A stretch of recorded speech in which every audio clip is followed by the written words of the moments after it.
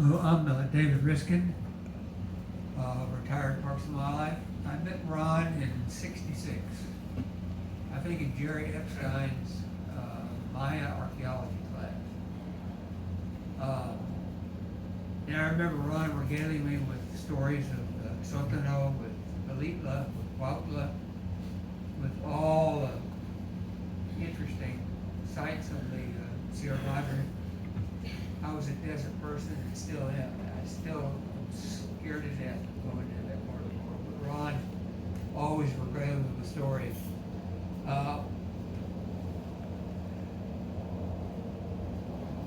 I worked for Parks and Wildlife for way too many years, but let's just say the entire span of the time Ron worked for Parks and Wildlife.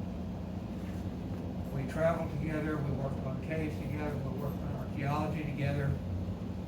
I'm going to tell you one little snippet that I thought was particularly interesting, but in all the time that we spent together, traveled together, worked on projects together, I've got many, many, many secrets about Ron.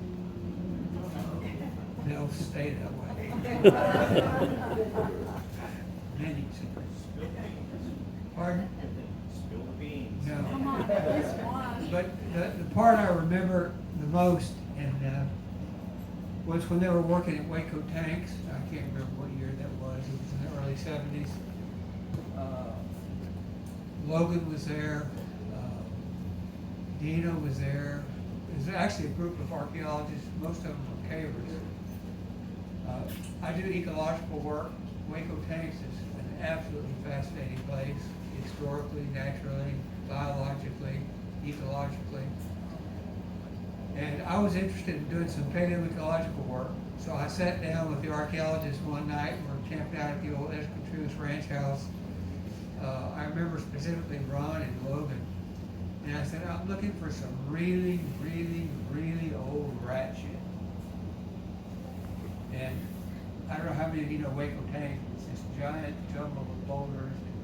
You could spend a lifetime there and still never find your way around. So I drew them a picture of what I wanted. I described what I wanted, and off they went. Towards the end of the day, Logan and Ron came back. Ron was holding this thing about yay big. He says, I believe I found you the best rat shit you're ever going to find. It's a pack rat net is what it was. And I was interested in doing ecological work. Well, long story short, we radiocarbon dated that thing, and it was 15,000 years old.